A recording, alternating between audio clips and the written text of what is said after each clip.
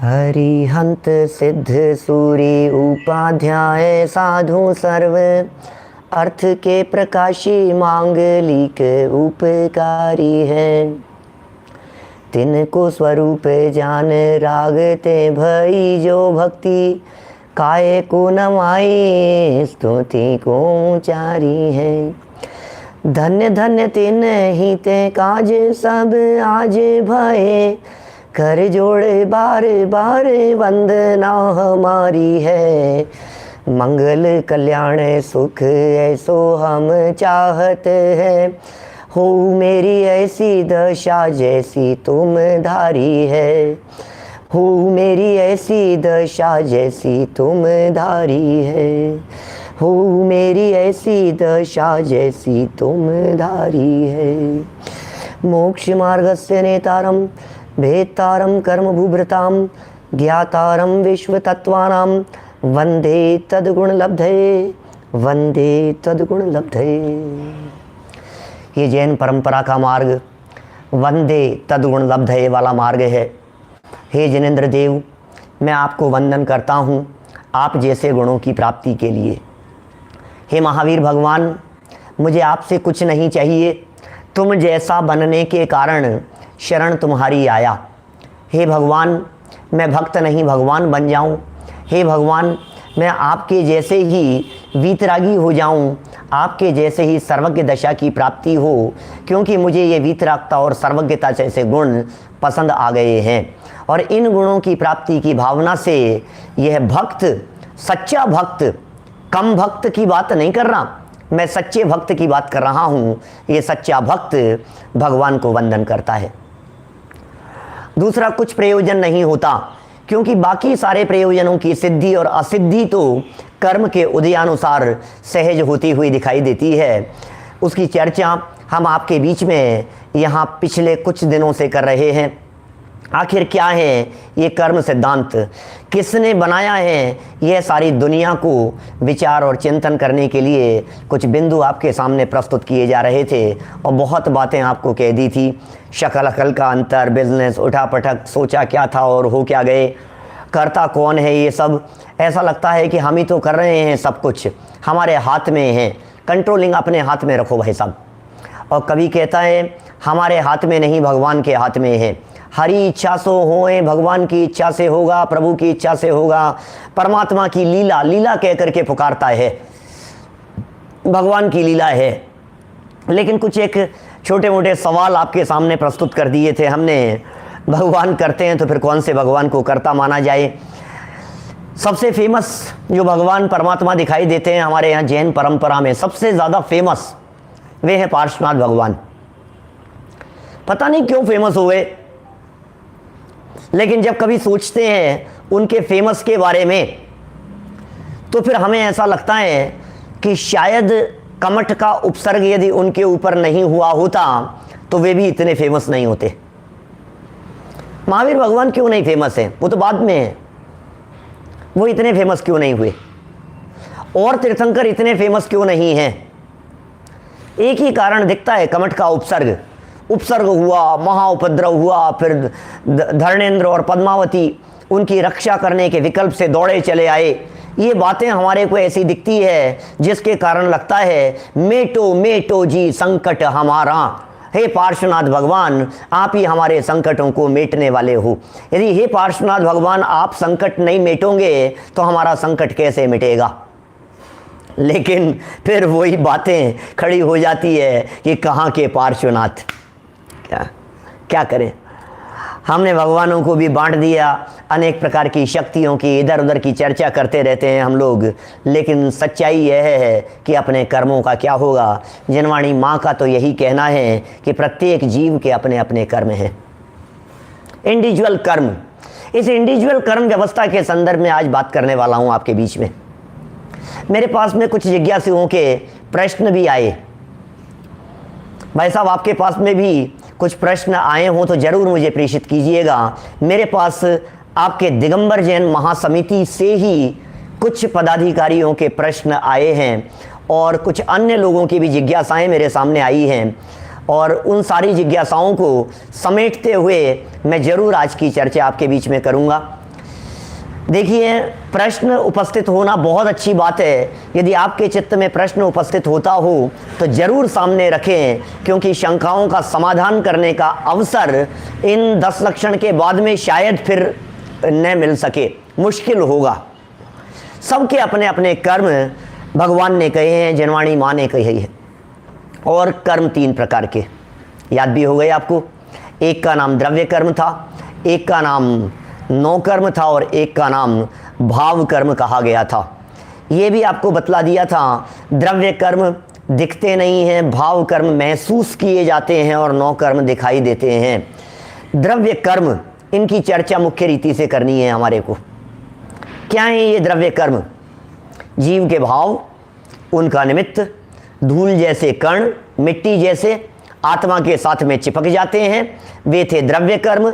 भाव कर्म है राग द्वेष मोह के परिणाम, विकारी भाव, ये सब भाव कर्म हैं। जितने भी हमारे भाव होते हुए दिखाई देते हैं, हंसना, रोना, उठना बैठना, मतलब जो भी परिणाम दिखाई दे रहे हैं हमारे को, चाहे किसी के भला करने वाले हों, चाहे किसी के बुरा करने वाले हों, वे सारे के सारे परिणाम भाव हैं। और इन भावों से द्रव्य कर्म बंधते हैं और द्रव्य कर्म से मिलते हैं हमारे को जो भी संयोग, चाहे वे अनुकूल संयोग हों, चाहे वे प्रतिकूल संयोग हों, उन सब का नाम है नौ कर्म। ये सब नौ कर्म हैं। अब आज के बाद जब कभी भी किसी पदार्थ को देखें, जब किसी भी घटना को देखें, जब किसी भी भाव को पकड़ने का प्रयत्न करें, तो आप जरूर देखें कि इसमें मैं कहाँ हूँ, पर कौन है, द्रव्य कर्म कहाँ है, नौ कर्म कहाँ हैं। टटोलना पड़ेगा हमारे को, प्रैक्टिस करनी पड़ेगी हमारे को थोड़ी सी। हमें थोड़ा सा उपयोग को एकाग्र करके समझना पड़ेगा कि भैया इसमें कौन सी जगह पर मेरा कंट्रोल चलता है। क्या द्रव्य कर्म पर मेरा कंट्रोल है या नौ कर्म पर मेरा कंट्रोल है? यदि द्रव्य कर्म और नौ कर्म पर मेरा कंट्रोल नहीं है तो फिर मेरी चलती कहाँ है? एक को बंधन कह करके पुकारा था, एक को भाव कह करके पुकारा बंधन का कारण, और तीसरे को कहा नौ कर्म को उसके फल में मिले हुए संयोग, उसे नौ कर्म कह करके पुकारा गया। और हमने एक बात आपको कर्म के संदर्भ में, तीनों कर्मों के संदर्भ में एक एग्जाम्पल के माध्यम से कल काफ़ी विस्तार से बतलाई थी, और वो था कैमरे का दृष्टांत क्लिक और फोटोग्राफी के आधार पर। भाई साहब, रिकॉर्डिंग हो रही है, रिकॉर्डिंग लाइव जा रहा है, लाइव प्रवचन लाइव सुन रहे हैं लोग देश विदेश में बैठे हुए। सुनो सुनो, हमें आपसे ये कहना है कि जो लोग लाइव सुन रहे हैं, अब ये जो कुछ भी उनको दिखाई दे रहा है वो अपनी स्क्रीन पर बदलेंगे तो कुछ परिवर्तन होगा कि नहीं होगा? बताओ। नहीं होगा, क्योंकि रिकॉर्डिंग है। रिकॉर्डिंग अनचेंजेबल होती है, रिकॉर्डिंग में चेंज नहीं होता, रिकॉर्डिंग में परिवर्तन नहीं होता, रिकॉर्डिंग में कोई फेरफार नहीं कर सकता है, क्योंकि उसका नाम ही रिकॉर्डिंग है, प्री रिकॉर्डेड। इसी तरह से ये जो कुछ भी संयोग दिखाई दे रहे हैं, ये सारे के सारे संयोग, इनमें काम नहीं चलता, किसी का हस्तक्षेप नहीं चलता, क्योंकि पहले जैसा लिखा था वैसा यहाँ हो रहा है। बदलाव कहाँ करना पड़ेगा? भावों में बदलाव करो तो द्रव्य कर्म में बदलाव होता है, द्रव्य कर्म में बदलाव होता है तो नौ कर्म जैसी परिस्थितियां बदलती हुई दिखाई देती है। सच ही है, यदि दाग चेहरे पर लगा है तो आईना साफ करने से काम नहीं चलेगा, हमें चेहरा ही साफ करना पड़ेगा। हमें कार्य को नहीं, हमें कारण को पकड़ना पड़ेगा, असली बात को पकड़ना पड़ेगा। असली चीज़ क्या है, मूल चीज़ क्या है? यदि मूल चीज़ नहीं पकड़ में आएगी तो कुछ भी नहीं हो पाएगा। इसलिए रिजल्ट को देखता है, रिजल्ट के पीछे के कारण को नहीं देखता है। जब रिजल्ट आता है तो रोता है, जब फल भोगने का प्रसंग आता है तो आंखों से आंसू बहाता है। लेकिन ये फल भोगने की परिस्थिति बनी क्यों, ये बतलाओ। क्योंकि कुछ कर्म किए थे। कर्म तो आएंगे भाई साहब, कर्म का फल तो मिलता है, सबको मिलता है। देखिए, ये जीव मार्कशीट, रिजल्ट आया ना, रिजल्ट जब एग्ज़ाम दिया इसने और रिज़ल्ट आ गया, जब रिज़ल्ट आया तो मार्कशीट में लिखा हुआ आया फेल, फेल लिखा हुआ आ रहा है मार्कशीट में। अब चूंकि मार्कशीट में फेल लिखा हुआ आ रहा है, ये मार्कशीट को दोष देता है, कितनी खराब है, कितनी बेकार है, ये तो खराब हो गई है, इस बार रिजल्ट खराब है, नंबर बेकार हैं। भैया यहाँ नंबरों से कुछ नहीं होगा, जैसा लिख करके आए थे कॉपी में वैसा यहाँ रिजल्ट आया है। इसी तरह से हमने आपको बतलाया था, एक कार्बन नाम का शरीर है, जिसे कहा था हमने कार्बन कॉपी, वहाँ जो लिखा हुआ था डुप्लीकेट, उसके अनुसार परिस्थितियाँ बनती हुई दिखाई देती है। ये सारे नौकर्म हैं और इन नौकर्म पर चलती नहीं है हमारी। नौकर्म पर चलती किसकी है? ये मेरे हैं क्या? नहीं, ये कर्म के नौकर में हैं। कल यहाँ तक की चर्चा की थी हमने आपके बीच में। ये कर्म के नौकर में हैं, मेरे नहीं हैं, क्योंकि इन पे बिल्कुल नहीं चलती है मेरी। सच बात यह है कि दुनिया में कहीं नहीं चलती है, जहाँ चलती है वहाँ चलाना नहीं चाहता, और जहाँ नहीं चलती है वहाँ जबरन चलाने की चेष्टा किया करता है। कहाँ कहाँ चल रही है हमारी और कहाँ कहाँ नहीं चल रही है। करो भेद विज्ञान, भेद विज्ञान करो, भेद विज्ञान की भावना भाओ। जहाँ जहाँ नहीं चल रही है वहाँ से दृष्टि हटाओ। देखो भैया, बिल्कुल प्रैक्टिकल है, दुनिया में ऐसा ही होता है। जहाँ अपनी चलती नहीं है वहाँ से हम दिमाग हटा लेते हैं क्या, और जहाँ हमारी चलती है वहाँ हम चलाने की कोशिश करते हैं। पूरी दुनिया में ऐसा होता है, लेकिन पता नहीं धर्म के क्षेत्र में क्यों नादान बन जाता है, धर्म के क्षेत्र में क्यों मूर्ख और बेवकूफ़ बना रहता है। ये कहता है कि नहीं नहीं मेरी चल रही है, मेरी चल रही है, मेरी चल रही है। अरे कहीं भी तो नहीं चल रही है, न समाज पे चलती है, न दुनिया पे चलती है, न परिवार पे चलती है, और यहाँ तक कि शरीर पर भी नहीं चलती है। जब नहीं चलती है तो चलाने की चेष्टा भी मत करो, चेष्टा भी मत करो, कोशिश भी मत करो। आंखें सूज रही है, मेरे हिसाब से नहीं चल रही है। आंखें फड़क रही है, मेरे हिसाब से नहीं चलती है। हाथ खुजली चल रही है, मेरे हिसाब से नहीं। तो कौन सी चलती है? कौन से हाथ में खुजली चलती है तो पैसा आता है भाई साहब? कौन से वाले हाथ में चलेगी तो आएगा? राइट में कि लेफ्ट में? कासलीवाल जी साहब बोलो। ये अच्छा हो जाएगा, इससे बुरा हो जाएगा, इससे ऐसा हो जाएगा। अरे भैया, ये इंडिकेशन मात्र हैं, इनमें शरीर तो तुम्हारा है, तुम कह रहे हो, आंखें तो तुम्हारी कह रहे हो, हाथ तो तुम्हारे कह रहे हो। तुम यदि ये कह रहे हो कि मेरी चलती है, तो फिर चल क्यों नहीं रही है?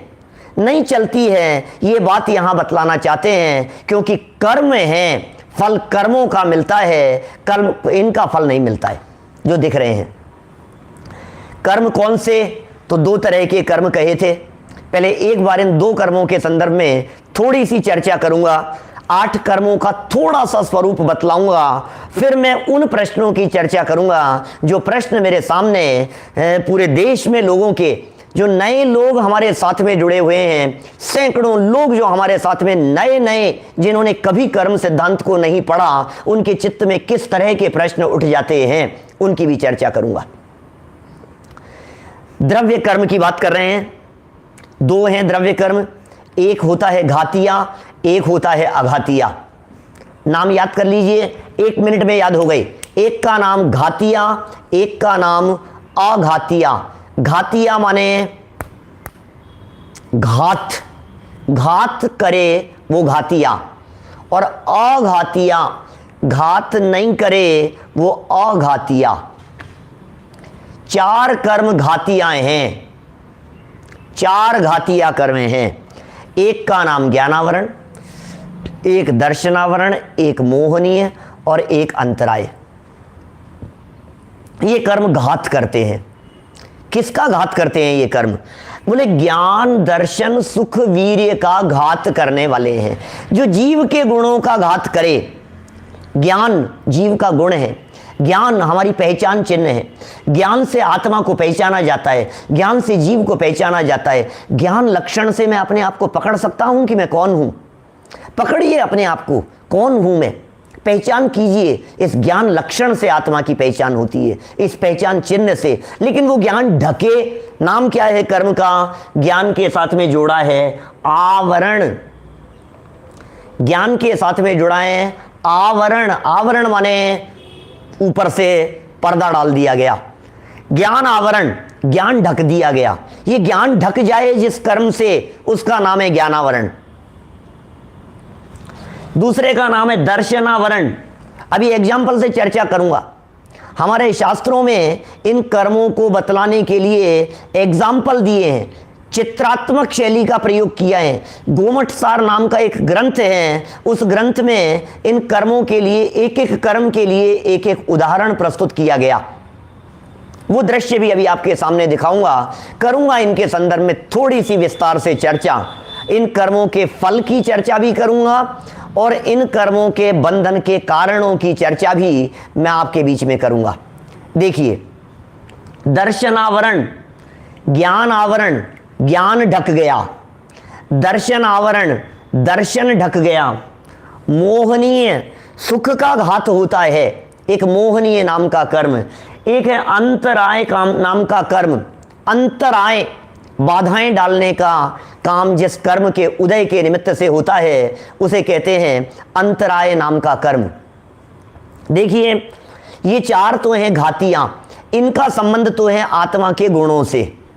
ये गुणों का घात करते हैं, ये हमारे स्वभाव का घात करने का प्रयत्न करते हैं। लेकिन एक गजब की बात यह है, स्वभाव की सामर्थ्य इतनी गजब की है कि कितना भी ज्ञानावरणी कर्म का उदय आए, लेकिन ऐसा नहीं हो सकता कि इस जीव का ज्ञान खत्म हो जाए।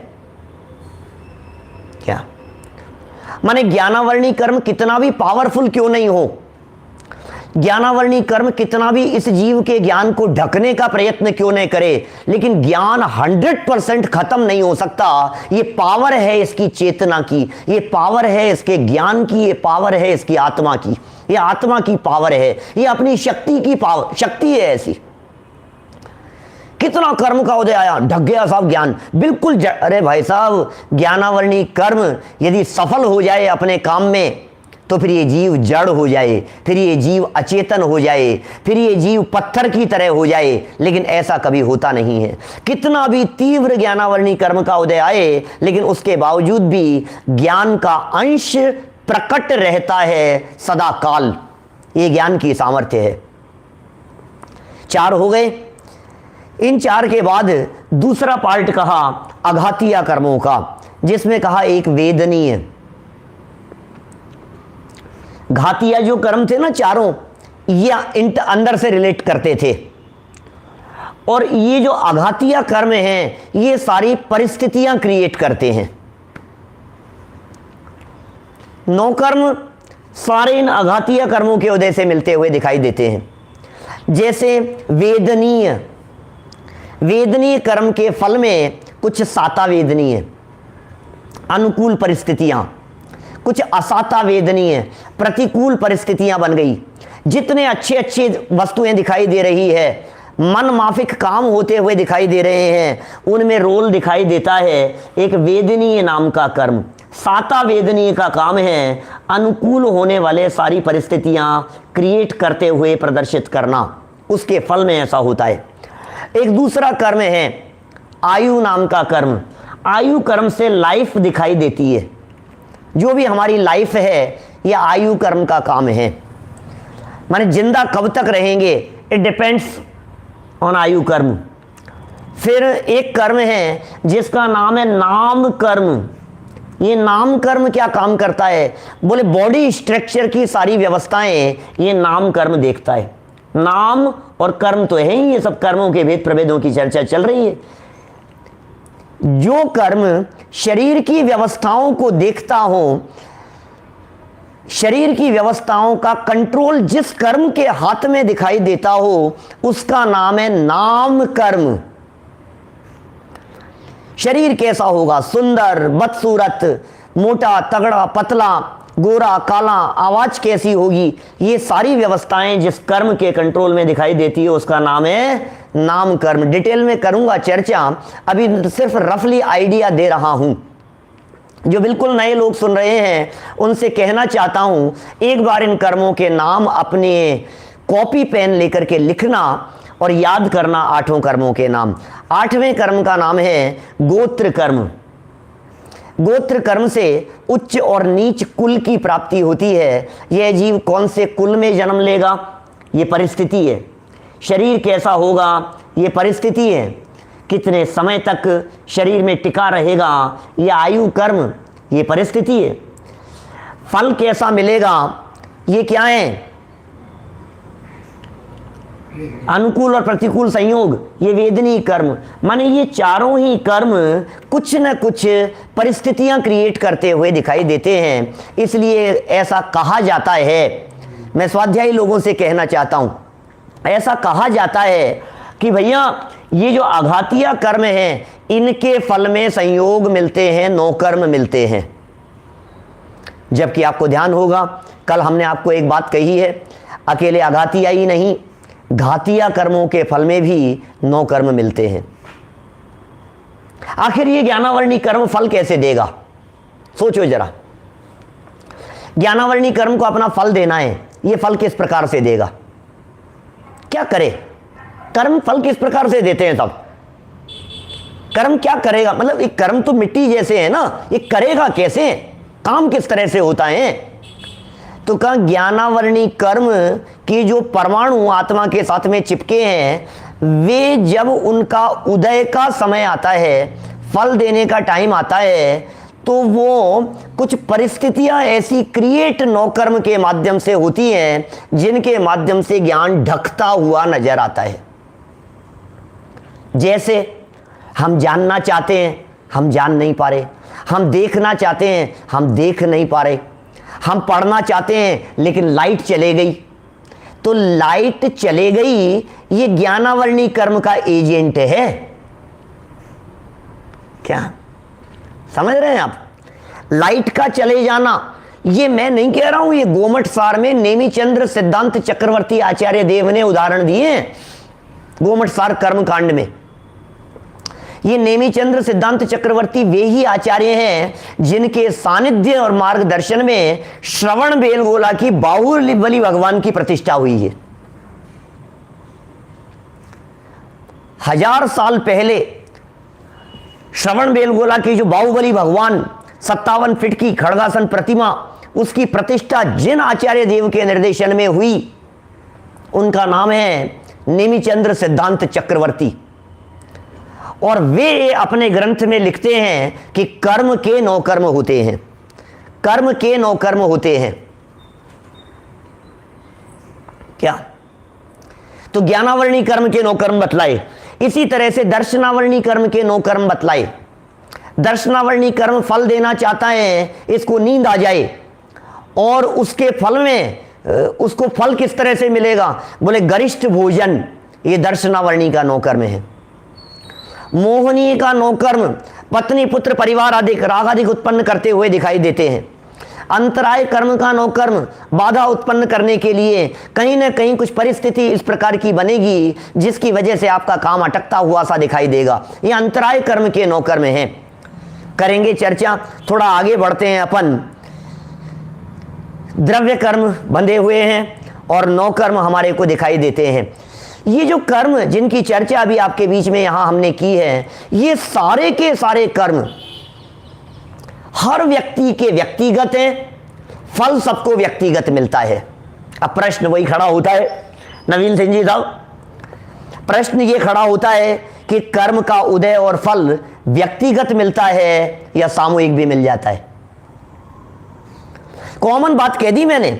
इस तरह के बहुत सारे प्रश्न और भी कुछ लोगों के प्रश्न मेरे पास में इससे रिलेटेड आए हैं, लेकिन इसमें मैं सबको समेटने की कोशिश करूंगा। कर्म का फल सबका इंडिविजुअल है या फिर सामूहिक आता है? पंडित जी हमें तो सामूहिक भी दिखाई देता है। एक व्यक्ति हमारे घर में आ गया और उसके आते ही पूरे घर का नक्शा बदल गया, पूरे घर की परिस्थितियां बदल गई, चारों तरफ खुशहाली का माहौल हो गया। एक व्यक्ति चला गया और सारी परिस्थितियां चले गई, सारी ऐसा लगता है जैसे उसके पुण्य से सारी परिस्थितियां बनी हुई थी, उसके पाप कर्म के उदय से ऐसा हो गया, ऐसा लगता है हमारे को।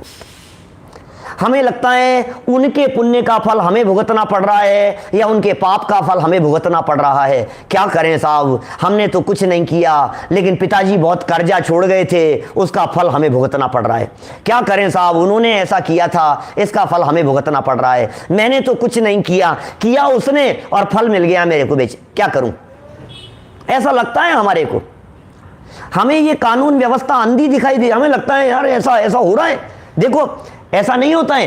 कोई व्यक्ति, जो लोग बेमौत मारे जाते हैं आतंकवादियों के द्वारा, बताओ आपको ऐसा लगेगा इसने तो कुछ नहीं किया तो था उसने, अब इसका क्या कसूर था, ये बेचारा जबरदस्ती मर गया। किया उसने, गलतफहमी में उसने उसको मार दिया, तो उसका फल इसको मिल गया। सोचिए जरा, क्या ऐसा लगता है हमारे को गलतफहमी हो गई, मिसअंडरस्टैंडिंग में किसी का फल किसी को मिल गया, ऐसा लगता है। लेकिन ऐसा कैसे होगा भाई साहब, ये कर्म सिद्धांत सारा फेल हो जाएगा। इस प्रकृति की व्यवस्था में क्या ऐसा अंधा कानून होगा जैसा अंधा कानून अमिताभ बच्चन का दिखाया था? फल मिल गया उसको, सजा भुगत ली उसने। अंधा है ये कानून, कोई देखने वाला नहीं है, कोई सुनवाई करने वाला नहीं है। नहीं हो सकती है ऐसी व्यवस्था।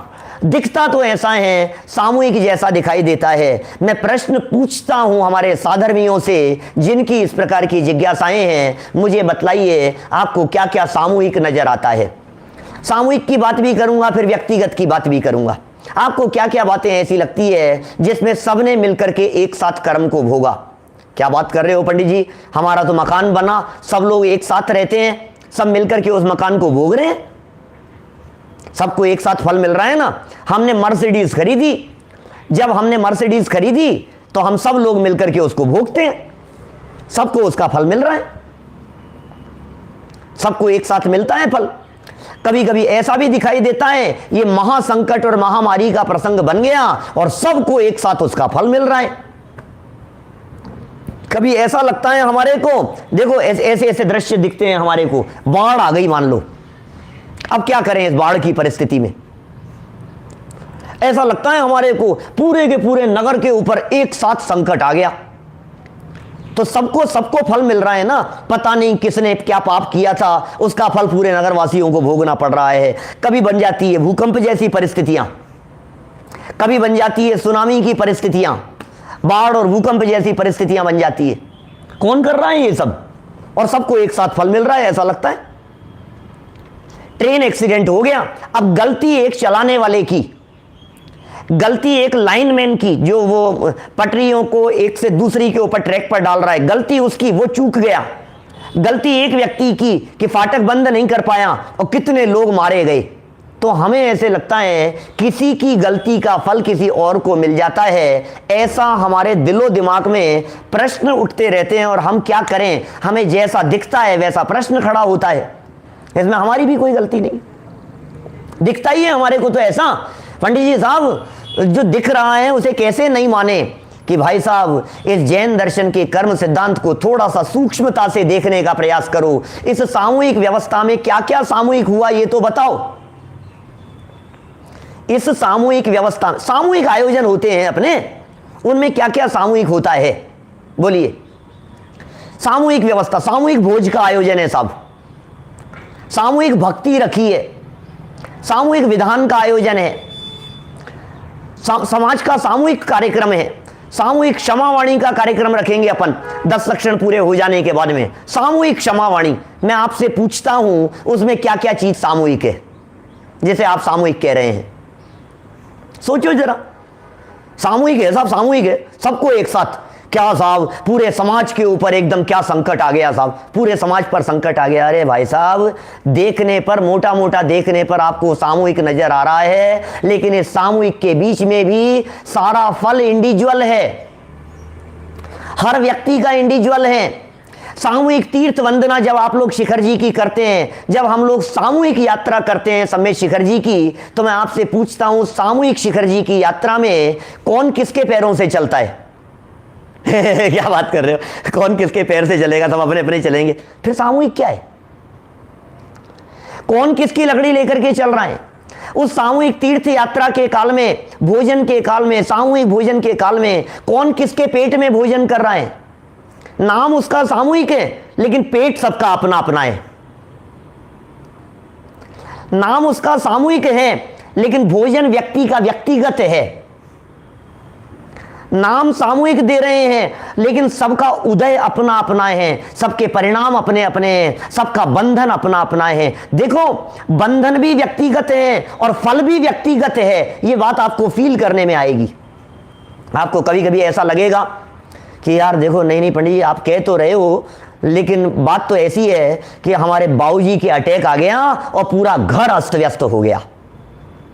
अब फल तो मिला उनको और पूरा घर अस्त व्यस्त हो गया हमारा, तो उनका फल हमें भी मिला ना। आखिर कहीं ना कहीं अटैचमेंट तो रहता ही है ना, ऐसा कि उनका फल हमारे को भी मिल रहा है, कहीं ना कहीं अटैच तो दिखाई देते हैं। तो सुनो, हम ये कहना चाह रहे हैं, इस परिस्थिति में भी उनका तो अटैक जितना फल और आपका आकुलित व्याकुलित होने जितना फल इंडिविजुअल है। क्या हमारी जो स्थिति, मानसिक स्थिति जो बिगड़ गई, आप कितना डिस्टर्ब होंगे ये आपका फल है। आपका बच्चा बिल्कुल डिस्टर्ब नहीं होगा, ये उसका फल है। ऐसी परिस्थिति बनने पर भी किसी के माथे पर कोई टेंशन नहीं है, ये उसका फल है। कोई बहुत ज्यादा परेशान हो रहा है, ये उसका फल है। हर व्यक्ति का इंडिविजुअल है। लग रहा है सामूहिक लेकिन भोग रहा है व्यक्तिगत। हर व्यक्ति इंडिविजुअल भोग रहा है उस चीज को। सामूहिक क्या है बतलाइए? मेरे दाढ़ में दर्द हो रहा है तो उसे मैं भोगूंगा कि मेरे पिताजी भोगेंगे? हाँ, डॉक्टर के लेकर के भाग सकते हैं, इलाज करवा सकते हैं, पैसे खर्च कर सकते हैं, ऑपरेशन जब मेरा हो रहा हो तो बाहर खड़े हो सकते हैं, लेकिन भोगना तो मुझे ही पड़ेगा। कौन भोगेगा मेरे इस कर्म के फल को? मेरे इस कर्म के फल को कोई दूसरा भोग सकता है? भोजन मैं करूं और पेट किसी और का भर जाए, दवाई मैं लूं और तबीयत किसी और की ठीक हो जाए, क्या ये परिस्थितियां संभव है? क्या ऐसा हो सकता है? कर्म करे कोई और फल भोगे कोई, ऐसा हो सकता है कि नहीं? पंडित जी साहब, आप तो एकांत की बात करते हो, हमारे यहां तो अनेकांत है जैन परंपरा में।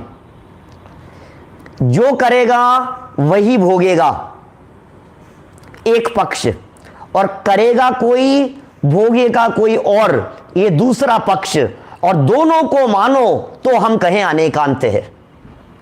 क्या हमारे यहां अनेकांत है ना जैन परंपरा में? और अनेकांत का मतलब क्या होता है? अनेकांत माने ये होता है, परिस्थितियों को देखो आप और अलग अलग एंगल से देखो, तो अलग अलग एंगल से देखने पर आपको अलग अलग प्रकार की बात दिखाई देगी। इसका नाम है, अलग अलग एंगल से दिखाई दी, इसका नाम है अनेकांत। अब हम आपसे पूछना चाह रहे हैं, इस अनेकांत में कर्म किया हमने तो जो करेगा वही भोगेगा और जो करेगा वो नहीं भोगेगा, दूसरा भोगेगा। इसमें अनेकांत घटित करके बतलाओ। बताते हैं हम आपको, अनेकांत है यहां भी। विजय जी भाई साहब, अनेकांत है इसमें भी। कैसा अनेकांत है? समय सार ग्रंथ में कुंदकुंदाचार्य देव ने अनेकांत बतलाया। सर्व विशुद्ध ज्ञान अधिकार में उन्होंने अनेकांत बतलाया। ऐसा भी होता है करता कोई है और भोगता कोई है। ऐसा भी होता है जो करता है वही भोगता है। देखिए, जो करता है वही भोगता है, इसकी तो सीधी सी बात यह है कि मैं करूंगा तो फल भी मुझे ही मिलेगा। ये तो सीधी सी बात हो गई। लेकिन करे कोई और भरे कोई, क्या जैन दर्शन इसे भी मानता है? कि बिल्कुल मानता है। अरे यार पंडित जी, यार आप तो समझ में नहीं आ रही बात हमारे को। करे कोई भरे कोई, ऐसा भी मानता है जैन दर्शन? मानता है ना। सुनो तो सही, अनेकांत स्वरूप तो समझो एक बार, फिर समझ में आएगी बात कि कैसे। कि किया था मनुष्य ने और भोगा था नारकी ने। क्या किया था मनुष्य ने और भोगा था तिर्यंच गति में जाकर के तिर्यंच ने। गाली दी थी जवान ने और डंडे पड़े सर पर। गलती की जवान ने और फल मिला सर को, डंडे पड़ गए सर को। तो किया इसने और भोगा इसने। मैंने कुंदकुंदाचार्य देव ने लिखा है सर्व विशुद्ध ज्ञान अधिकार में, ऐसी चर्चाएं की है मूल गाथाओं में आचार्य देव ने। करता ये है और भोगता ये है। करता है मनुष्य, भोगता है तिर्यंच। करता है ये, भोगता है स्वर्ग देवगति का जीव। तो करे कोई भरे कोई। लेकिन ये जवान किसकी थी? जिसकी जवान थी उसी का माथा था। जो जीव मनुष्य अवस्था में था वही जीव नरक अवस्था में चला गया। इस दृष्टि से देखा जाए तो जिसने किया उसी ने भोगा। क्या हमें जो सामूहिक नजर आ रहा है भाई साहब, इस सामूहिक में आपको व्यक्तिगत तलाशना पड़ेगा। क्या आप यदि इसमें व्यक्तिगत तलाशेंगे, क्योंकि इलाज भी व्यक्तिगत किया जाएगा, उपाय भी व्यक्तिगत किया जाएगा, सबके अपने अपने भाव होते हैं। चलो सामूहिक पूजा के अंदर बंधन कैसा होगा ये बतलाओ। हर व्यक्ति को एक जैसा बंधन होगा क्या? सबको एक जैसा बंधन होगा? 100 लोग मिलकर के पूजन कर रहे हैं, सबका कर्म का बंधन एक जैसा है? नहीं हो सकता है। सीधी सी बात है, कर्म का बंधन एक जैसा कैसे होगा? क्योंकि क्रिया पर तो सबकी दृष्टि रहती है, परिणाम सुधरने बिगड़ने का विचार नहीं रहता है। टोडरमल जी लिख रहे हैं मोक्ष मार्ग प्रकाशक ग्रंथ पेज नंबर 238 पर, 238 नंबर के पेज पर पहला पैराग्राफ, बाह्य क्रिया पर तो दृष्टि है, परिणाम सुधरने बिगड़ने का विचार नहीं है। सबकी दृष्टि, हमारी हालत क्या है? क्रियाओं पर दृष्टि है, प्रवृत्तियों पर दृष्टि दिखाई देती है। और आजकल तो रिकॉर्ड बनाने के अंदर लगे हुए हैं। कोई 1.25 किलो का लड्डू चढ़ा रहा है तो कोई 11 किलो का चढ़ा रहा है, कोई कह रहा है 101 किलो का चढ़ाऊंगा मैं तो। अरे लेकिन उसके चढ़ाने में तेरे भाव कहां हैं?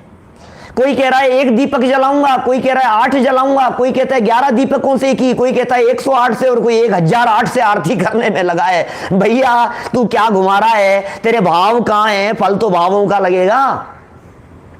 परिणाम संभालता नहीं है, भावों को संभालता नहीं है, तेरे विचार सोच चिंतन बदलता नहीं है, और प्रवृत्तियों की तरफ दृष्टि रहती है, और रिकॉर्ड बना बना करके सोचता है कि ऐसा ऐसा ऐसा। अरे भैया कहां उलझा है, कहां फंसा है? कुछ होश है?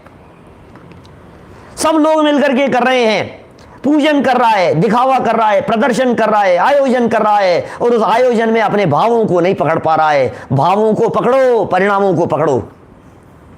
भाव पकड़ने की चेष्टा करो। ये जिनवाणी मां परिणाम पकड़ने की बात करती है, परिणाम संभालने की बात करती है। मैं 2-5 दिन में इन परिणामों की सूक्ष्मता में जाकर के और अपरिणामी के लक्ष्य से परिणाम सुधरने की चर्चा करूंगा।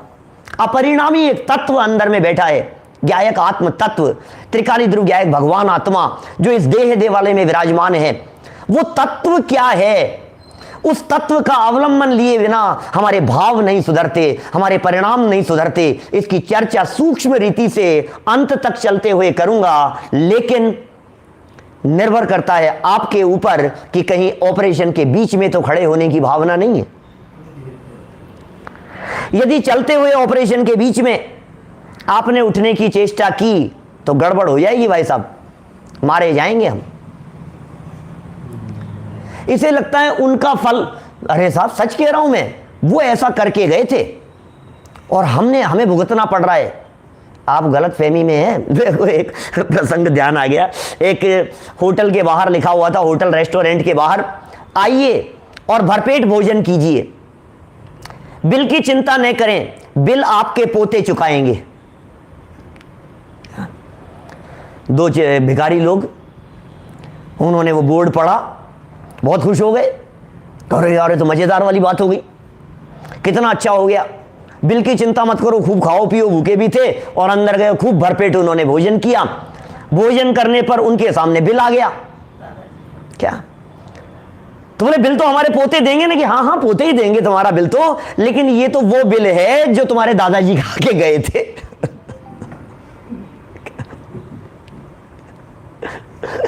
माने बात ऐसी है, आपको ये ऐसा लगेगा कि उनका मिल रहा है, अरे व्यक्तिगत मिल रहा है। अपने अपने कर्मों का फल सबको मिलता है, अपना हाथ, अपना पेट, अपना मुंह, सब कुछ अपना अपना। फिर कहां सामूहिक की बात करें। हाँ कभी कभी ऐसा लगेगा आपको कि साहब ऐसा क्या किया कि सबके एक साथ इस तरह का फल मिला, ऐसा क्या हुआ कि सबके साथ एक साथ इस तरह की परिस्थिति बनी। बोलो ऐसा क्या हुआ? बोलो हाँ, सबके साथ एक साथ ऐसा क्या हुआ? ट्रेन एक्सीडेंट में एक साथ हजारों लोग मर गए, आखिर ऐसा क्या हुआ? एक साथ क्या हुआ ऐसा? तो भैया बांधा भी एक साथ था, कुछ कम और कुछ ज्यादा, एक साथ बांधा था। समूह में जब हम टीवी की स्क्रीन के सामने बैठते हैं तो टीवी की स्क्रीन के सामने बैठ करके सारे लोग, हजारों लोगों के घरों में एक साथ चल रही है परिस्थितियां, और देख देख करके अपने परिणामों में उठापटक करता रहता है, उतार चढ़ाव करता रहता है। अब ये जो उतार चढ़ाव हो रहे हैं तो फल मिलेगा कि नहीं मिलेगा? विजय जी भाई साहब, पंच कल्याणक प्रतिष्ठा महोत्सवों में जब हम जन्म कल्याणक के दृश्य देखते हैं तो उन जन्म कल्याणक के दृश्यों को देख करके क्या एकदम सारी पूरी सभा, हजारों लोग जो सामने दिखाई दे रहे हैं, सब भाव विभोर नहीं हो जाते हैं? परिणाम नहीं भीग जाते हैं हमारे? परिणाम निर्मल हो जाते हैं ना हमारे? कितने ऐसे हो यार, मजा आ गया भाई, गजब गजब है भाई साहब, ओ हो। तो ये जो भावों की निर्मलता सबकी एक साथ हुई है, कुछ कम और कुछ ज्यादा, थोड़ा सा फर्क के साथ में लगभग सबने एक तरह का पुण्य बांधा है।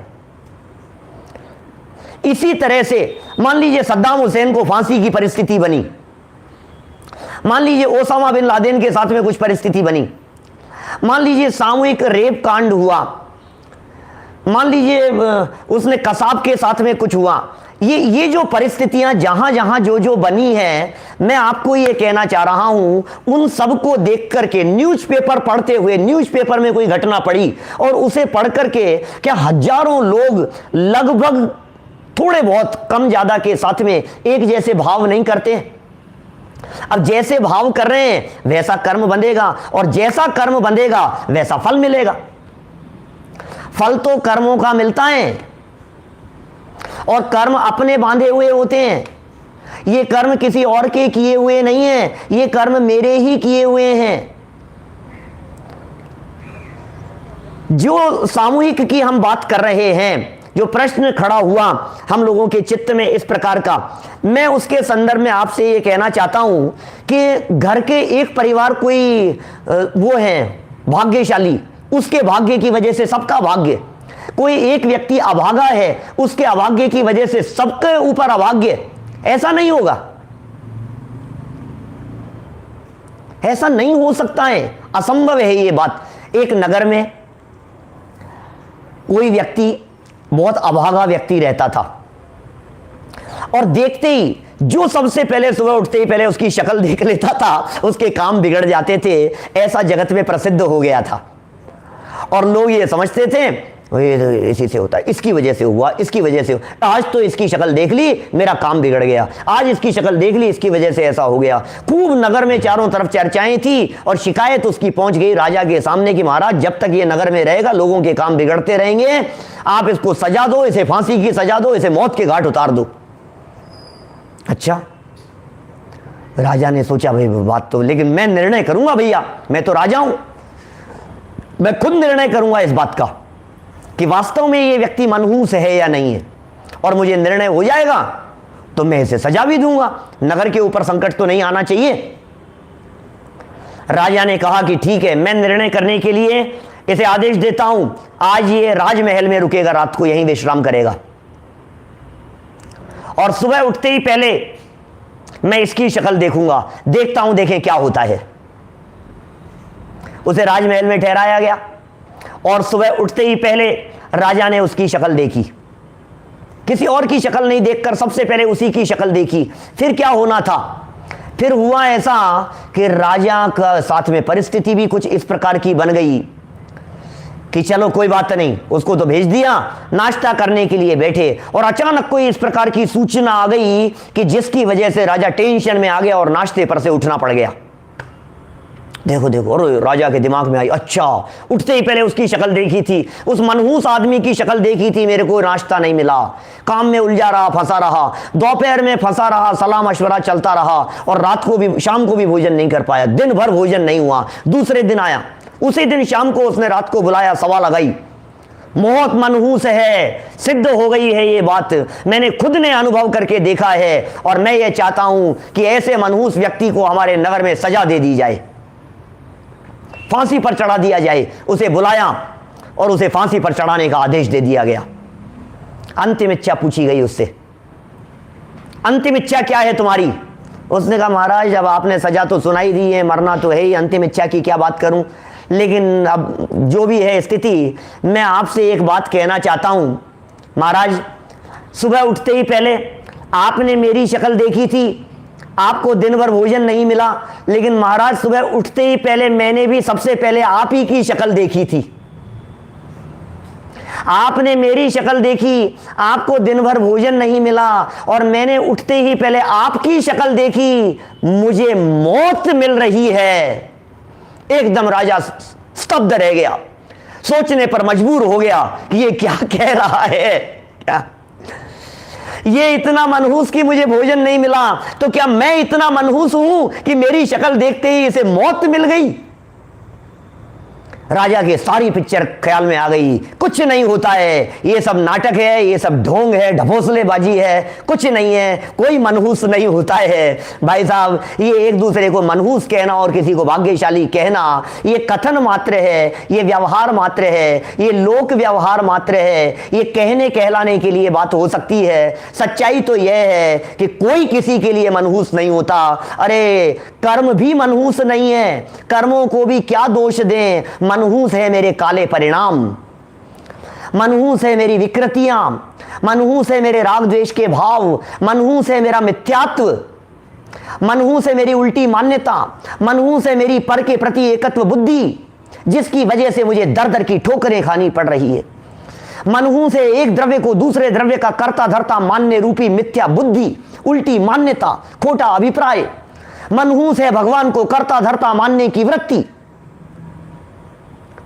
वो है भाई साहब, ये सोचना पड़ेगा हमारे को गंभीरता से, किसकी वजह से हो रहा है, क्या खोटा है, क्या बुरा है, गलती किसमें है, भूल कहां है, इसे हमें सुधारना पड़ेगा। भगवान भगवान भगवान भगवान क्या करेंगे, किया हमने है, फल भी हमें भुगतना पड़ेगा। कुछ भी नहीं करेंगे भगवान। जबरदस्ती भगवान के ऊपर दोषारोपण करने की जरूरत नहीं है। और सोचो, कभी कभी तो ऐसा लगता है मुझे, ये जिन भगवान का नाम लेकर के बचने की सोचता है, उन भगवान के भी ऊपर जब उपसर्ग आते हुए दिखाई दिए, भगवान बनने के बाद में न सही, मुनि अवस्था में सही, तो ऐसा लगता है कि तेरे संकट वो कैसे दूर कर देंगे। बोलो। मैं गया पार्श्वनाथ भगवान के पास और मैंने पार्श्वनाथ भगवान से जाकर के कही कि हे पार्श्वनाथ भगवान, संकट दूर कर दो, परेशानियां दूर कर दो। तो पता है पार्श्वनाथ भगवान ने मुझे पलट करके क्या कहा कि जब मेरे ऊपर संकट आ रहा था ना, उसको ही मैं रोकने में समर्थ नहीं हो सका। आ ही गया, आना था वो। देखो, द्रव्य कर्म का फल मिलना था, तो पार्श्वनाथ भगवान के ऊपर भी कर्म का फल आया ना। तुम मेरी भक्ति से बचना चाहते हो, मैं तो खुद ही नहीं बच पाया। तुम कहां बचने की बात कर रहे हो। मैं एक छोटा सा एग्जांपल देता हूं इस प्रसंग के संदर्भ में। अशोक जी भाई साहब, सुरेश जी भाई साहब, पाटनी जी, एक छोटा सा एग्जांपल देता हूं मैं कभी कभी इस बात को समझाने के लिए। ऐसा होता है कभी कभी हम लोग जब मार्केट में जाते हैं, गाड़ी चला रहे होते हैं, कभी सीट बेल्ट लगी हुई नहीं होती है, कभी रेड लाइट क्रॉस कर देते हैं, कभी सावधानी नहीं रखते हैं, लाइन से आगे बढ़ जाते हैं, पुलिस वाला हमारे को साइड में कर देता है और कहता है चालान बनाएगा, चालान बनेगा, चलो चलो साइड में बनाओ, रसीद बनाओ। और आजकल तो चालान हमारे यहाँ राजस्थान में तो चालान जो है वो बहुत हैवी हो गए हैं, 1000 दो हजार रुपए के होते हैं, 2000 रुपए लगेंगे। अब ये क्या करता है, ये तुरंत जैसे ही पकड़ में आ गया ना, ये अरे आपको पता नहीं है यार, मेरे वो जानकार हैं, वो मेरे चाचा जी के दोस्त हैं, वो हमारे खास हैं, वो मेरे मामा जी लगते हैं, वो वहाँ हैं, वो उस जगह पर हैं, मैं तो उनका ये लगता हूँ, उनका ये लगता हूँ। ये कुछ ना कुछ अपनी जुगाड़ लगाने की कोशिश, मैं बात कर रहा हूँ आपकी, बात कर लो एक बार। ये कुछ ना कुछ जुगाड़ लगाने की कोशिश करता है। ये नॉर्मली दुनिया में, समाज में मैं देखता हूँ चारों तरफ ऐसी स्थिति। अब सुनना, गजब की बात क्या कहना चाह रहा हूँ मैं। ये कहना चाह रहा हूं कि सुनो, जिन व्यक्ति का नाम लेकर बचने की कोशिश की, वो पुलिस वाला कहता है इधर आ, इधर आ, मेरे पास आ, ये देख, पीछे पेज बदल करके दिखाता है, ये देख किसका नाम ले रहा है तू, ये जो मिनिस्टर हैं, ये तेरे दोस्त हैं, इनका नाम ले रहा है ना, ये देख आधे घंटे पहले यहां से निकले थे, ये इनकी 1000 रुपए की रसीद बनी हुई है। जिनका नाम लेकर बचना चाह रहे हो, जब उनकी भी रसीद बन गई है आधे घंटे पहले, उनका भी चालान हो गया है, उन पर भी फाइन लग गया है, तो उनका नाम लेकर के तुम कैसे बच जाओगे, ये बताओ। जिन भक्तामर स्तोत्र का नाम लेकर के आप बचने की कोशिश कर रहे हो, वे भक्तामर स्तोत्र लिखने वाले स्वयं तालों में क्यों बंध गए, मुझे ये बतलाओ। घटना की स्थिति क्या है, लेकिन प्रथमानुयोग और किंवदंतियां ये कहती है। मैं तो सिर्फ ये पूछना चाह रहा हूं, जिस भक्तामर से आप संकट दूर करने की कोशिश कर रहे हो, उस भक्तामर के लिखने वाले आचार्य मानतुंग स्वामी के ऊपर आखिर तालों में बंद करने का संकट आया क्यों, ये बताओ। क्यों आया उनके ऊपर संकट? वो तो खुद थे ना, खुद ही थे ना वो, उनके ऊपर तो संकट नहीं आना चाहिए था कम से कम। जिस नमोकार मंत्र का जाप करके आप संकट से बचने के प्रयत्न की सोच रहे हो, बुरा मत मानना, मैं नमोकार मंत्र के ऊपर महाश्रद्धा है मुझे, पंच परमेष्ठियों की बहुत श्रद्धा है, पंच परमेष्ठियों के प्रति बहुत भक्ति और बहुत विनय का भाव है, लेकिन सिर्फ ये चाहता हूं कि नमोकार और भक्तामर जैसे महाकाव्य, महामंत्र, उनके ऊपर से हमारी श्रद्धा कम नहीं हो जाए, इसलिए बात कहता हूं। मैं श्रद्धा घटाने की बात नहीं कर रहा, मैं श्रद्धा बढ़ाने की बात कर रहा हूं। मैं आपको गलतफहमी में नहीं रखना चाहता, मैं धोखा नहीं देना चाहता, मैं ये नहीं कहना चाहता कि एक सर दर्द दूर करने के लिए नमोकार मंत्र का जाप करो। अरे नमोकार महामंत्र जिसके भाव को समझ करके ये जीव स्वयं पंच परमेष्ठियों में शामिल हो सकता है, ये जीव स्वयं अरहंत बन सकता है, ये जीव भावलिंगी संतों का आश्रय लेकर के उनके बताए हुए मार्ग पर चल करके स्वयं संत बन सकता है, मुनि बन सकता है, अरहंत बन सकता है, सिद्ध अवस्था की प्राप्ति हो सकती है। वो महामंत्र जो इस जीव के समस्त कर्मों को नष्ट कर देने में समर्थ है, उस महामंत्र का उपयोग हम यदि सर दर्द मिटाने के लिए करेंगे, जो काम 2 रुपए की दर्द मिटाने की गोली से हो सकता है, तो यह महामंत्र का अपमान नहीं है तो और क्या है? यह अपमान है उस महामंत्र का। मैं नहीं चाहता हूं कि हमारे माध्यम से किसी तरह की कोई विराध ना हो। भक्तामर स्तोत्र बोलिए, निस्वार्थ भाव से बोलिए, भक्ति से बोलिए, लेकिन जिन पंच परमेष्ठियों का नाम स्मरण करके नमो अरिहंताणम, नमो सिद्धाणम, नमो आयरियाणम, नमो वज्रायणम, नमो लोये सव्व सावणम बोल करके आप संकट मिटाने की सोच रहे हो, मैं ये कह रहा हूं जो स्वयं आचार्य पद में बैठे हुए हैं उन पर उपसर्ग कैसे आ गया? जो स्वयं उपाध्याय पद में बैठे हुए हैं उनके ऊपर संकट कैसे आ गया? जो स्वयं साधु पद पर बैठे हुए हैं उनके ऊपर उपसर्ग क्यों हो जाते हैं? इसका मतलब यह है कि भैया सुनो, अपने अपने कर्मों का फल सबको मिलता है, सबको अपने अपने कर्मों का फल मिलेगा। भोगने के लिए तैयार रहिए आप। कर्म करते समय विचार नहीं करता है और भोगते समय रोता है। यदि ये कर्म करते समय विचार कर लेवे तो भोगते समय रोना नहीं पड़े। भाई साहब देखो जरा, कुछ परिस्थितियों की चर्चा करता हूं, कुछ चर्चा को आगे बढ़ाता हूं, इसलिए भी चर्चा को आगे बढ़ाना चाहता हूं क्योंकि फिर ऐसा लगेगा कि कुछ कुछ सीखो भी तो सही। जिन ज्ञानावर्ण आदि कर्मों की मैंने अभी बात की है, जरा इन कर्मों को एक बार समझ लो। समय सीमित है, लेकिन कुछ कर्मों के फल में क्या क्या परिस्थितियां बनती है, एक बार उन परिस्थितियों को देखो, और यदि आपको संकट दिखता हो इन कर्मों के फल में, तो फिर हम बतलाएंगे इन कर्मों से बचने का उपाय क्या है, फिर हम बतलाएंगे इन कर्मों से कैसे बचा जाता है, फिर हम बतलाएंगे कि ये 9 कर्म नहीं द्रव्य कर्म, और द्रव्य कर्म नहीं भाव कर्म, और भाव कर्म नहीं स्वभाव। क्या 9 कर्म से द्रव्य कर्म पर, द्रव्य कर्म से भाव कर्म पर, और भाव कर्म से स्वभाव पर। आना तो हमें स्वभाव तक है। स्वभाव दृष्टि के बिना संकट मिटने वाले नहीं है कुछ भी। मैं समझता हूं ये जो सामूहिक को लेकर के जो प्रश्न हमारे चित्त में उत्पन्न हुए थे, उनका निश्चित तौर पर आपको कुछ न कुछ व्यवस्थित समाधान मिला होगा। क्या पिताजी ने कर्जा लिया था, अब 1 आध मिनट और समझाई देता हूं अच्छे से। पिताजी ने कर्जा लिया था, वो तो चले गए, हमें चुकाना पड़ रहा है। आपको ऐसा लग रहा है उनका कर्जा हमने चुकाया, गलत। वो कर्जा हमारा था, वो कर्जा हमने लिया हुआ था पूर्व में। हर व्यक्ति अलग अलग जगह से जन्म मरण करके आया है यहाँ, हर व्यक्ति को अलग अलग जगह पर जाना है। सबकी आयु बराबर नहीं है, सबका वजन बराबर नहीं है, सबका शरीर एक जैसा नहीं है, सबकी परिस्थिति एक जैसी नहीं है, सबकी मनस्थिति एक जैसी नहीं है। कहां सामूहिक लेकर के बैठे हैं आप? जो भोजन आपने किया है वही भोजन आपके बेटे ने किया है, वही भोजन आपकी वाइफ ने किया है, वही भोजन आपकी फैमिली के 10 मेंबर्स ने किया है। बंगेला जी, कल बंगेला जी का मैसेज आया मेरे पास में, बोले टीवी लगा करके 19 लोग एक साथ पूरे परिवार के बैठ के सुन रहे हैं।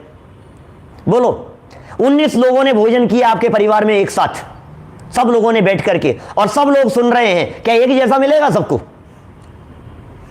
सबका भोजन एक जैसा पचेगा? सबका पेट में जाने के बाद में एक जैसा होगा?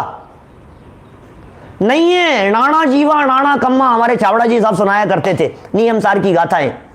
सबके इंडिविजुअल कर्म, सबका इंडिविजुअल फल, सबका अपना अपना, ये व्यक्तिगत चीजें हैं। यहां सामूहिक को कोई अवकाश नहीं है। दिखेगा सामूहिक, देखो घटना सामूहिक दिखती है, परिस्थिति सामूहिक दिखती है, माहौल सामूहिक दिखाई देता है, लेकिन उसमें फल भी व्यक्तिगत आ रहा है और बंधन भी व्यक्तिगत हो रहा है। सर्वं सदैव नियतं भवति स्वकीय, कर्मोदयान मरण जीवित दुख सौख्यम, अज्ञानमेत दिह्यतु परः परस्य, कुर्यात् पुमान् मरण जीवित दुख सौख्यम। कलश है अमृतचंद्राचार्य का लिखा हुआ समय सार में। सर्वम सदैव नियतम, सर्वम सदैव, सब कुछ सबके द्वारा क्या होता है? नियतम भवति होता है क्या? स्वकीय कर्मोदयान, अपने कर्म के उदयानुसार होता है। यह अद्भुत है ये कर्म सिद्धांत। यहां ये पोपावाई का राज नहीं चलता है, किसका किया और किसने भोग लिया और उसका किया और उसने भोग लिया, ये नहीं चलता है। ये हमारे यहां ये जो व्यवस्थाएं हैं, जैन परंपरा के कर्म सिद्धांत की व्यवस्थाएं, ये इतनी ऑटोमेटिक व्यवस्थाएं हैं, ये ऐसी स्व संचालित व्यवस्थाएं हैं। कर्मों में रिश्वत नहीं चलती, कर्मों में किसी की सिफारिश नहीं चलती, कर्मों में किसी की अप्रोच नहीं चलती, कर्म पर किसी मिनिस्टर की नहीं चलती। तो फिर किसकी चलती है? कि ये जो फल आपको दिखाई देते हैं, जो फल यहां दिखाई दे रहे, कहीं आग लग गई, कहीं बाढ़ आ गई, कहीं भूकंप आ गई, ये जो परिस्थितियां दिखाई दे रही है, इनके ऊपर परिस्थितियां द्रव्य कर्म के उदय से है। लेकिन एक मार्मिक बात कहता हूं, परिस्थितियां इस जीव को दुखी करने में समर्थ नहीं है, यह समझ लेना आप। यह जीव परिस्थितियों से दुखी नहीं होता। हम सोच रहे हैं परिस्थितियां बिगड़ गई, दुखी हो गया। हम सोच रहे हैं भोजन नहीं है, दुखी हो गया। हम सोच रहे हैं मकान टूट गया, परेशान हो गया। हम सोच रहे हैं कोरोना हो गया, दुखी हो गया। अरे क्या बात कर रहे हो? हमारे जो आत्मार्थी लोग जो सुन रहे हैं, जो स्वाध्यायी लोग हैं, जो गुरुदेव की परंपरा में जिन्होंने स्वाध्याय की एक धारा अपने अंदर में प्रवाहित की है, उन लोगों से जरा पूछो, ये कोरोना महामारी का काल उनके लिए वरदान बन करके आ गया। देखने का नजरिया है अपना अपना। जिस परिस्थिति को आप ये कह रहे हो महासंकट आ गया है, उस परिस्थिति को देखने का नजरिया ऐसा है। ऑनलाइन कार्यक्रम हो गए हैं। शायद यदि व्यक्तिगत कार्यक्रम हो रहे होते तो सभा में इतने लोग नहीं बैठे होते। शायद व्यक्तिगत कार्यक्रम हो रहे होते तो हजारों लोग बैठ करके सुन नहीं रहे होते। क्या ये लाभ नहीं है इसका? शिविर लग रहे हैं, आयोजन हो रहे हैं, बड़े बड़े लेवल पर आयोजन हो रहे हैं। सामूहिक अष्टानी का पर्व मनाया था अभी जिन देशना के माध्यम से, बड़े आयोजन हो रहे हैं।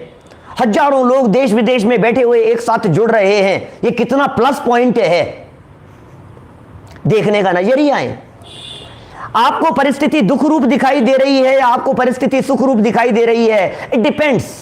किसके ऊपर डिपेंड करता है? ये डिपेंड करता है आपका चिंतन कैसा चल रहा है, ये डिपेंड करता है आपका मूड कैसा है, ये डिपेंड करता है आपके अंदर में क्या चल रहा है। फर्क बाहर से नहीं पड़ता, फर्क अंदर से पड़ता है भाई साहब। इसलिए बाहर बदलने की चेष्टा मत करो, अंदर क्या चल रहा है उसे देखने की कोशिश करो। एक व्यक्ति शादी पार्टी में खड़ा हुआ, कॉफी पी रहा था, और कॉफी पीते पीते अचानक किसी व्यक्ति की टक्कर लग गई। और जैसे ही टक्कर लगी और उसके कपड़ों के ऊपर कॉफी गिर गई। मैं आपसे पूछता हूं, बतलाओ ये कॉफी क्यों गिरी, क्या कारण है? कपड़ों के ऊपर कॉफी गिरने का क्या कारण है? तो आप कहेंगे टक्कर लग जाना। बस नौकर्म देख रहे हो, नौकर्म देख रहे हो आप। टक्कर लगने की वजह से कॉफी गिर गई, ये जिसकी दृष्टि है, इसका मतलब ये है वो नौकर्म देख रहा है। असली कारण क्या है? उस प्याले में कॉफी भरी थी, इसलिए कॉफी गिरी है। यदि उसमें चाय होती तो चाय गिरती, और यदि वो खाली हो चुका होता तो कुछ भी नहीं गिरता। यही हम कहना चाह रहे हैं। इन संयोगों का झटका लगने पर, इन नौकर्म का झटका लगने पर, इन परिस्थितियों के बदलने पर क्या ढुलता है? राग निकलता है या भेद विज्ञान निकलता है? तत्व ज्ञान निकलता है या कषायें निकलती है? इट डिपेंड्स अंदर में भरा क्या था। तो कहना चाहता हूं, अंदर से बदलो, अंदर भावों को बदलो, संयोगों को बदलो, चिंतन को बदलो, सोच को बदलो। हमारे चिंतन बदलेंगे, हमारे सोच बदलेंगे, हमारे देखने का नजरिया बदलेगा तो सब कुछ बदला हुआ नजर आएगा। अरे दुनिया में नहीं, पर में नहीं, इधर पर में चलती नहीं, इसलिए चलाने की चेष्टा करना बंद करो। हम सभी बाहर से दृष्टि हटाएं और अंदर में देखने का प्रयत्न करें, तभी जाकर इस कर्म सिद्धांत को समझना सफल और सार्थक हो सकेगा। कल हम चर्चा करेंगे आपके बीच में ज्ञानावरण, दर्शनावरण, मोहनी, अंतराय, आयु, नाम, गोत्र, वेदनीय, उनके उदाहरण, उनके प्रसंग, उनके साथ में बनने वाली परिस्थितियों की चर्चा, और धीरे धीरे चर्चा करेंगे इनसे छूटने के संदर्भ में। आप सभी नियमित इनका लाभ लेते हुए आत्मकल्याण की तरफ बढ़ें। इसी मंगल भावना से बात को यहीं विराम देता हूं।